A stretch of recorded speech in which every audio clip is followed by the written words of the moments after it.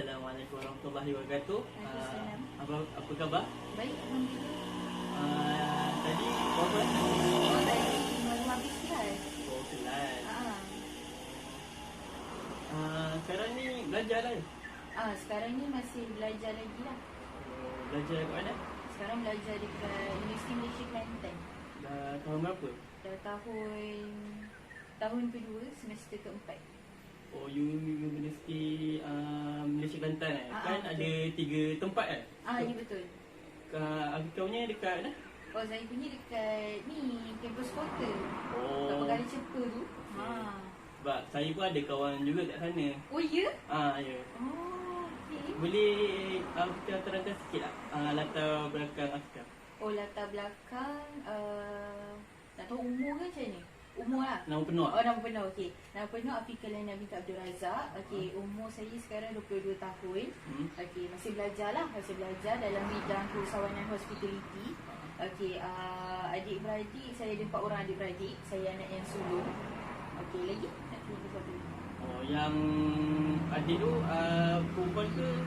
Oh, adik-beradik saya 2 orang perempuan, 2 orang lelaki. Oh, okey. Okey, saya yang sulung perempuan, yang bawah saya perempuan. Yang bawah tu masih belajar lagi lah. Yang masih belajar tu belajar di IPG, umur dia 19 tahun sekarang ni. Okey, lagi 2 tu pun lelaki. Okay, paling kecil sekarang umur 8 tahun. Apa tahu. Ah. Baiklah Fika, sekarang ni saya nak buat sesi bimbingan. Sebelum tu saya nak terangkan sedikit lah untuk Fika faham apa tu sesi yang saya nak buat ni. Bimbingan rakan sebaya ni saya nak Fika terangkan masalah Fika.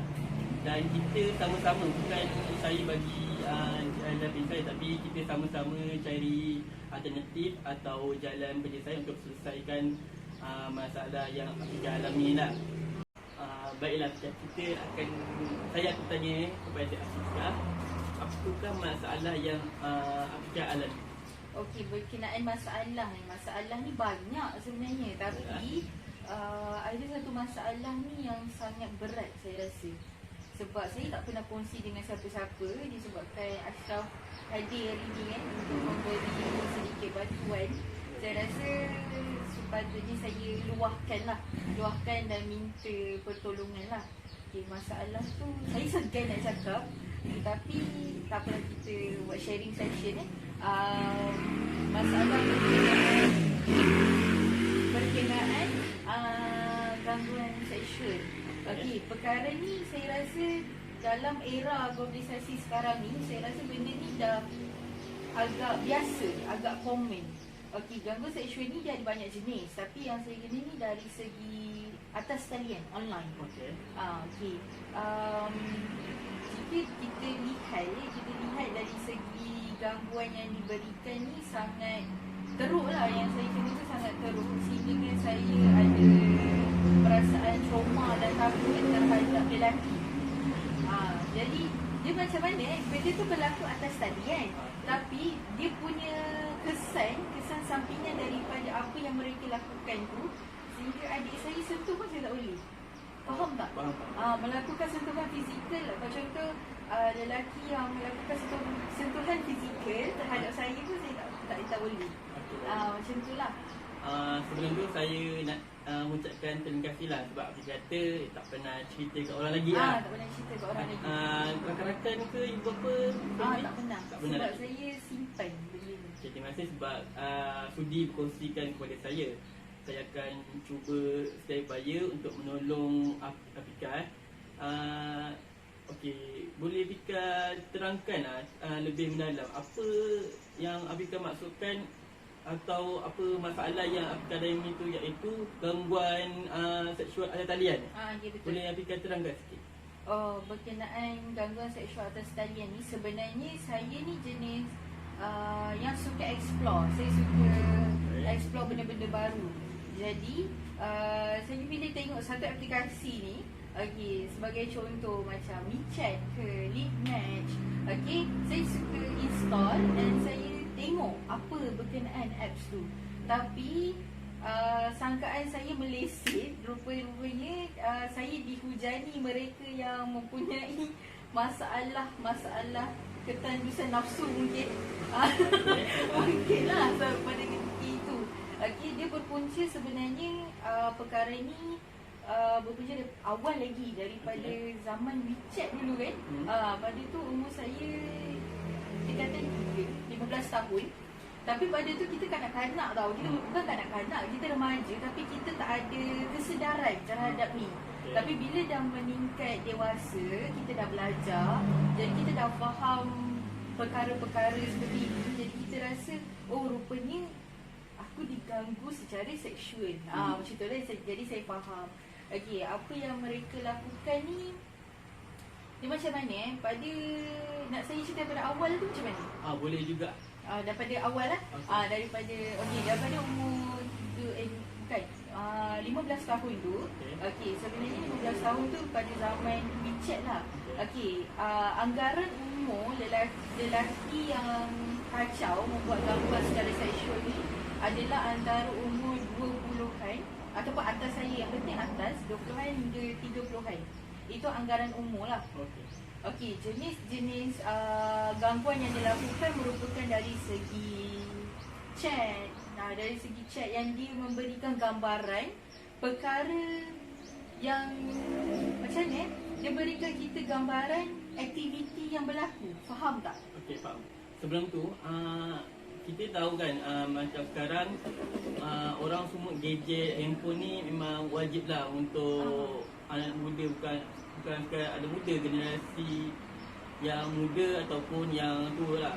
So macam kalau yang terkenal aplikasi yang terkenal macam WhatsApp, Instagram, Facebook tu kita memang selalu dengar. Contoh macam aplikasi apa tadi? WeChat lagi. WeChat. Lagi? Bitmatch. Okey. Saya dah dengar aplikasi tu, tapi macam saya tak tahu lebih dalam berkenaan aplikasi tu. Boleh kita tahu berikan di mana aplikasi tahu tentang aplikasi tu? Aplikasi ni sebenarnya dia selalu je keluar iklan-iklan. Contoh macam kita tengah tengok YouTube. Kita tengah tengok YouTube dan dia akan keluar iklan. Okey, jadi kita bila tengok sekali iklan tu, kita macam biasa lagi tau. Dia dah banyak kali, dia dah mula ada perasaan ingin tahu. So download lah. Macam tu, daripada iklan macam tu lah. Kadang-kadang kita buat Google search ke apa, dia akan keluar iklan kat situ. Macam tu lah, daripada situ. Okey, yang saya tahu berkenaan dengan gangguan seksual ni kan, yang macam kita cakap, saya yang saya masih boleh fikir terangkan lah berkenaan macam mana dia buat kat Afrika sampai sampai trauma, sampai dengan adik-beradik sekarang ni trauma. Okey, dia macam mana, pada peringkat awal dia tu dia hanya bagi chat saja tau. Maksudnya chat dia tu berunsur supaya kita berimajinasi. Dia step by step. Maksudnya apa yang patut awak lakukan, dia macam ni, chat tu berunsur lucah lah, senang cerita. Dia tidak macam terus cakap benda-benda yang lucah. Dia macam sikit-sikit. Yes, dia ikut berperingkat. Macam tu. Dia macam ni, saya minta maaf sebab awak lelaki tau. Okey.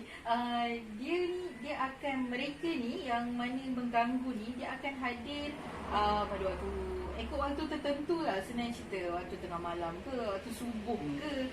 Okey. Perkataan yang sering digunakan, dia akan cakap, saya minta maaf kan, perkataannya agak kasar mungkin. Boleh tak nak minta teman? Dia cakap macam tu, teman, sejuk lah, dia kata macam tu. Jadi faham kan? Jadi bila kat situ, kita macam pelik, kenapa? Kita tak tahu, macam tanyalah kenapa. So dia explain, dia dah lama-lama dalam perbualan tu, secara kita tak sedar, dia menarik kita sekali untuk berasa terangsang seperti mereka lah, macam tu. Sehingga kan ada lelaki-lelaki ni yang menggambarkan diri kita, faham tak? Buat imagine lah, macam tu. Boleh beritahu apakah lepas dia bagi mesej macam tu, adakah apa tindakan aplikasi ni? Lepas dia bagi chat macam tu, saya terus block lah. Kalau paling teruk saya block lah. Kalau tak saya biar je, saya tak layan. Jadi Macam tu. Afika kenal ke orang-orang yang chat macam tu kat Afika? Oh, kalau orang macam tu dia tak kenal lah. Cuma dia bagi simple introduction je lah. Perkenalan Okay. diri yang sangat simple lah. Bagi nama, umur berapa, tinggal di mana. Okey, baiklah. Adakah benda ni selalu berlaku dan ataupun banyak orang yang menghantar mesej seperti Okey, tengok pada aplikasi dan pada waktu. Senang cerita macam tu lah. Kalau kita online, maafkan saya. Kalau kita online, Okey. kita berhubung dengan mereka pada waktu tengah malam sebagai contohnya. Dia memang ramai lah yang macam tu. Dan saya tak pasti kenapa dia jadi berentetan. Lepas seorang, dia seorang lagi. Lepas tu seorang lagi macam tu. Walaupun saya tak layan, mereka yang datang. okey. Mereka datang. Masalahnya bukan sekadar chat biasa tau. Siap kadang-kadang terus bagi gambar je. Faham tak gambar apa? Faham. Okey. Macam tu lah. Adakah kita tahu macam Afika ni adalah mangsa dan adakah ada orang lain menjadi mangsa yang Afika tahu tak?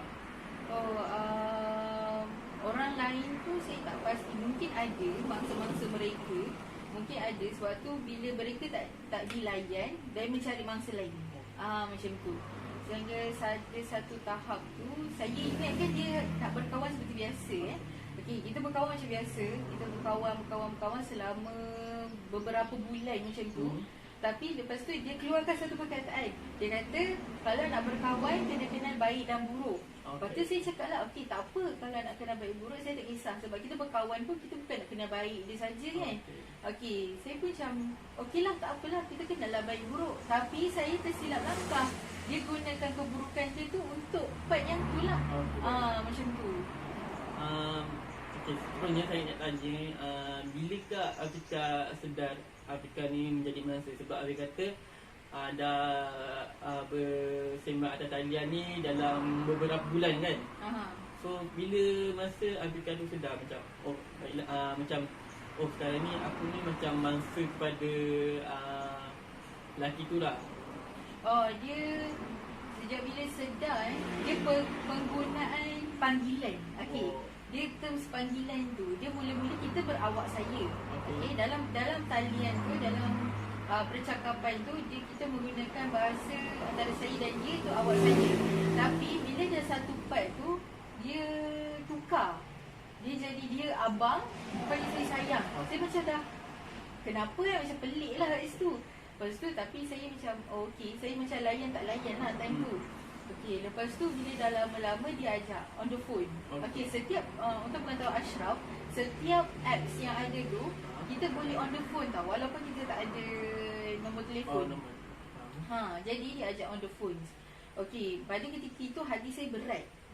Berat nak angkat. Saya tak apalah saya angkat je lah. Sebab kita nak borak biasa. Tapi macam mana nak cakap dia macam bila kita tengah bersembang tu pada first conversation, pada first talian tu okey. Bila dah masuk kali kedua, kali ketiga tu dia suruh saya seorang bercakap. Tapi dia senyap.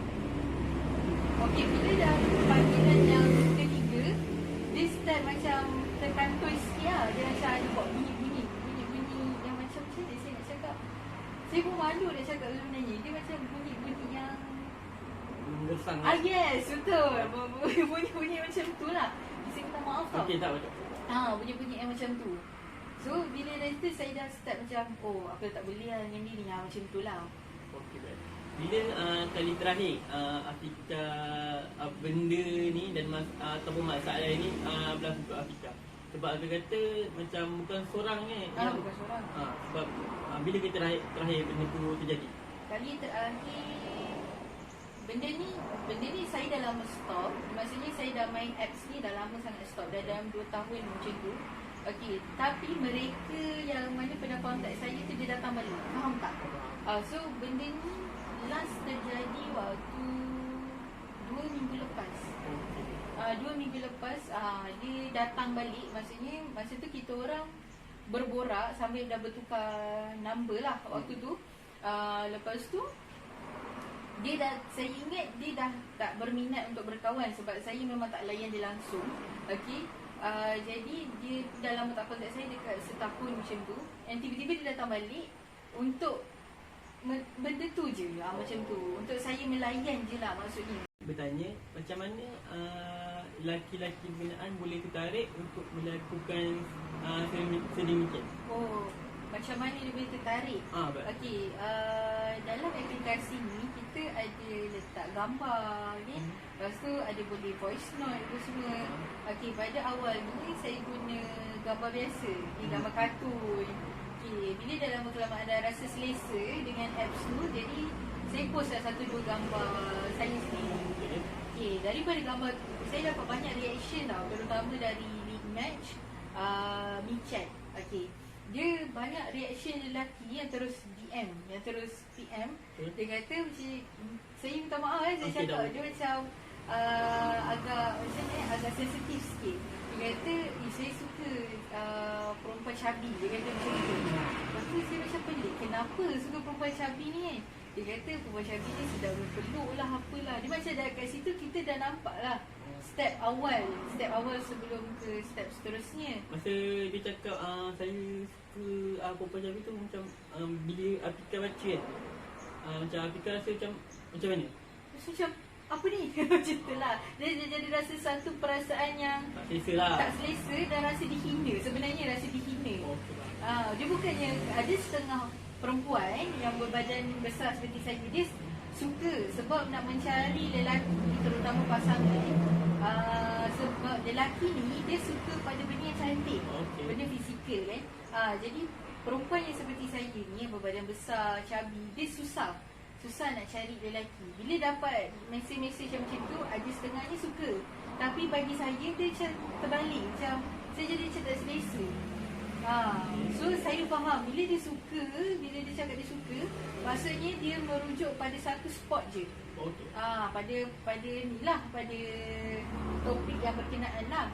Okey, lepas tu kemudian selain daripada gambar, dia juga datang daripada suara. Macam lead match, kita nak kenal seseorang tu, dia macam melalui, dia ada 2 jenis. Satu message, satu lagi talian, panggilan.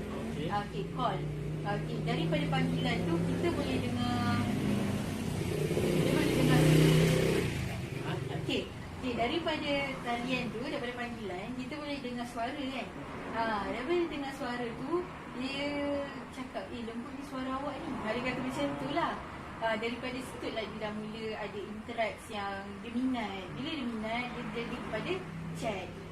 Lama kelamaan bertukar gambar. Bila bertukar gambar, dia boleh daripada muka, dia figurizekan terus satu badan. Kalau dia macam tak dapat gambar satu badan, dia minta IG. Kan biasa di IG kita ada post gambar kita muka, gambar badan kan. Jadi daripada gambar badan ni, dia boleh scan tau. Sebenarnya kita dia scan lah, macam tu. Sehingga kan dia boleh bagi saya satu terms yang macam mana, dia menggambarkan, memang betul sedang menggambarkan badan saya. Macam tu lah. Jadinya kalau benda tu berlaku, apa macam Apika rasa lah? Ada tak selesa ke, ada macam okey biasa ke, macam mana? Okey, pada awalnya saya rasa tak selesa. Dia macam, saya rasa benda tu macam cicik tau. Lepas tu bila dah lama-lama, sebab yang datang ni bukan seorang dua tau.